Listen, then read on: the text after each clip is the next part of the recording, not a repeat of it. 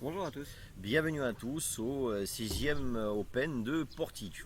Alors, des conditions de jeu particulièrement difficiles cette année, hein. Nous avons la mer juste derrière nous. À droite, vous avez la piscine.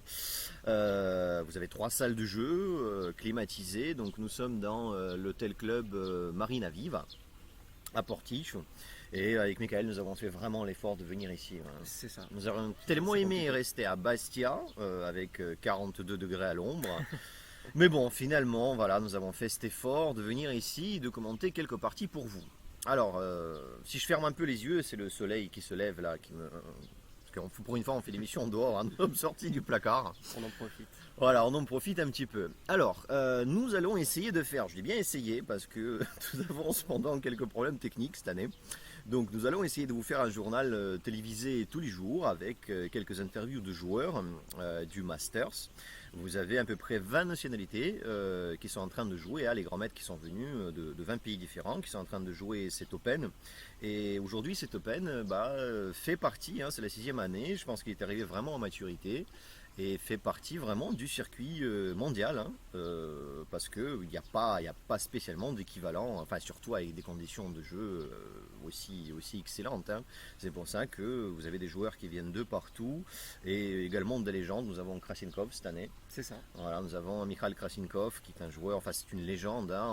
On fera absolument son interview, absolument. C'est au-delà de joueurs d'échecs tout simplement, c'est quelqu'un qui fait des livres, des très très bons livres d'échecs. On pourra même vous en présenter un si on y arrive avec Krasinkov, si nous avons le temps bien sûr. Et ensuite nous allons essayer d'analyser une partie, voire deux par jour, des parties que nous avons trouvées particulièrement intéressantes ou des parties plutôt spectaculaires. Voilà, on va essayer de faire une partie du jour et ensuite l'analyser. On vous laisse regarder juste 10 secondes des images du Masters, comme ça vous avez une petite idée et on fera promis plus d'images dès demain matin.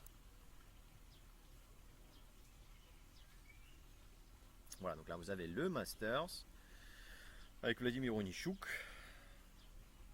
qui est en train de réfléchir, la salle de jeu évidemment, avec 8 échiquiers retransmis sur internet, donc sur les plus gros sites échiquiens, sur ChessBase, sur Chess24, voilà, vous pouvez nous suivre de partout, vous pouvez nous suivre également et surtout sur notre site www.course-échec.corsica. Allez, c'est parti pour voir une partie. Qu'est-ce que nous avons choisi comme partie aujourd'hui? Alors, on a choisi une partie de la première ronde entre Daniele Vocaturo, qui est le numéro 1 italien actuellement, qui joue contre une maître internationale, Lara Cielic, Qui est slovène. qui est Non, slovène. slovène, hein, c'est C'est bien ça. ça. Voilà. Donc, Daniele Vocaturo a les blancs. Mhm, La partie commence très classiquement, E4, E5, cavalier F3, cavalier C6, fou C4, donc c'est une défense italienne. mhm.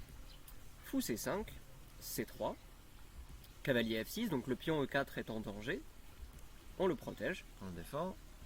A6, fou B3, donc l'idée de fou B3 en fait c'est de partir avant que le pion noir ne vienne le chasser. Alors ça c'est quelque chose qui m'a toujours posé problème.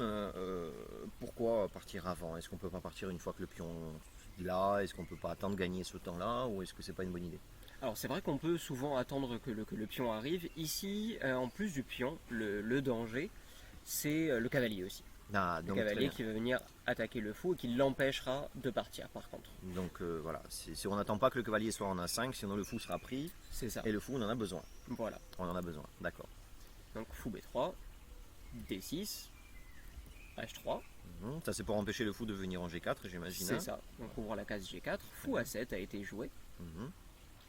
Cavalier D2, cavalier E7, cavalier F1, cavalier G6 et cavalier G3. Donc ça c'est une manœuvre de cavalier assez classique pour la position.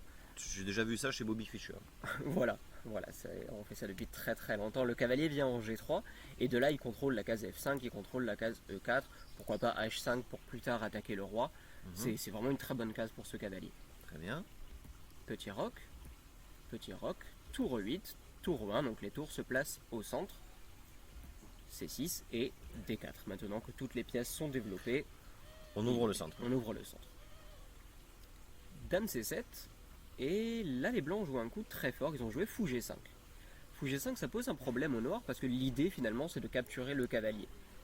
Même s'il est protégé, quand les noirs vont capturer ici ce cavalier, ce fou blanc, eh bien le roc sera complètement cassé. Par exemple, imaginez un coup comme ça, et si le fou capture, les noirs capturent, et maintenant le roi noir est vraiment... Ouais, ça vraiment va rentrer facilement. Qui plus est la case F5, si on peut éclairer la case F5.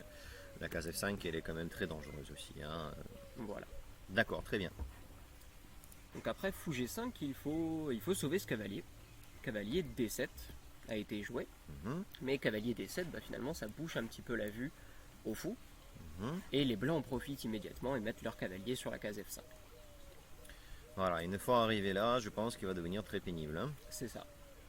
Pion prend D4, pion prend D4, cavalier F8, donc ça c'est un plan très joli des noirs, le cavalier vient en F8, l'idée c'est de passer par E6, et avec les deux cavaliers de se diriger vers la case F4. Voilà, les noirs font un petit peu le même plan que les blancs. Est-ce qu'ils auront le temps? C'est la question. Parce que Vocaturo, il est quand même réputé pour être un joueur agressif. Et fut un temps, hein, quand il était un petit peu plus jeune, il avait un surnom, enfin bon, je pense qu'il a toujours, mais il avait un surnom, c'était le Scorpion, il me semble, il avait même une casquette, je le vois dans les tournois, avec un emblème de Scorpion. Voilà, donc il piquait assez rapidement. Hein. Allez, on avance un peu. Dame C2. Dame C2. Cavalier E6, donc le cavalier noir se dirige vraiment ici. Attaque le fou au passage. Fou E3. Cavalier F4. Tour AD1. Et là, on voit vraiment que toutes les pièces blanches participent, elles sont toutes développées. Alors que pour l'instant, les noirs ont deux pièces qui sont un petit peu coincées. Dame D7 a été jouée. Cavalier G5. Donc cavalier G5 avec le fou B3. Il y a une très très grosse pression finalement sur le pion F7. Les noirs ont joué D5 pour essayer de bloquer un petit peu ce fou. Et ici il y a une très très belle tactique. Hop. Alors, on va faire comme un cas dans ces vidéos. Alors c'est à vous de jouer, trouvez la tactique. Elle est plutôt compliquée. Bon, je ne la trouve pas, donc je présume personne ne la trouvera. Alors, Michael va nous montrer. Allez, donc on a commencé par fou prend F4. L'idée, c'est que après cavalier prend F4, le cavalier noir a quitté la case G6 et la dame vise le pion H7. Donc à travers quelques pièces quand même. Oui. Mais on va les faire partir ces pièces. C'est un peu compliqué, ouais. Pion prend D5. Oui. Donc le pion sort déjà directement. Voilà. On enlève le pion. Ici, les noirs ont abandonné. Ils ont abandonné parce que si jamais ils capturent le pion en D5, ici on a un coup très joli. On va faire partir ce cavalier en faisant échec, avec cavalier H6. Ouais, évidemment ça découvre la dame et on tape sur... Le pion capture le cavalier par exemple, et maintenant la dame peut capturer en H7. Ouais. Elle est protégée, elle ne risque absolument rien. Le roi roi la catastrophe, n'a qu'un seul choix, il se pousse. Et maintenant on fait échec et mat. Échec et mat comme ça tout simplement. Est-ce qu'on peut revenir vers l'arrière? Parce que moi il me semblait qu'il y avait dame prend F5 quand même. Hein, non, et là, au lieu de prendre du pion ici, là on prend du pion avec les blancs, on peut pas jouer dame prend F5? Alors, on peut jouer dame prend F5 effectivement. D'accord. Mais la dame quitte la case D7, elle quitte la protection de la tour. La tour. Ouais, d'accord, voilà. Donc mat quand même. Ouais. Tour prend 8, échec et mat. Ok, très bien. Donc du coup, voilà, mon coup diabolique n'a pas fonctionné. Et donc les noirs abandonnent ici. Hein. Les noirs abandonnent ici, oui. C'était court, hein, 22 coups.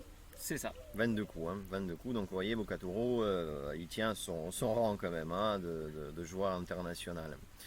Très bien. Alors, tout d'abord, on espère que ça vous a plu comme nouveau format de vidéo. Hein. On essaie de faire court aussi pour voilà, parce que nous savons très bien que vous n'avez peut-être pas forcément le temps de regarder une demi-heure de vidéo.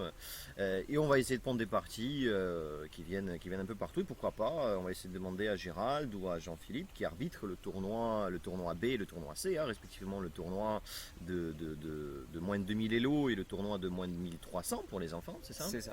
Voilà, on va leur demander quelle partie il aura plu parce que nous sommes situés dans l'Open A, dans le Masters, pour la bonne et simple raison que nous administrons la transmission de parties justement vers le site internet.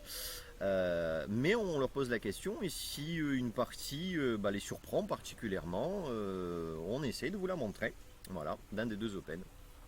Parfait. Bon, on vous laisse car le soleil se lève et on va aller faire un tour à la piscine. Voilà, juste avant que ça commence. Merci de nous suivre et à tout à l'heure. À la prochaine.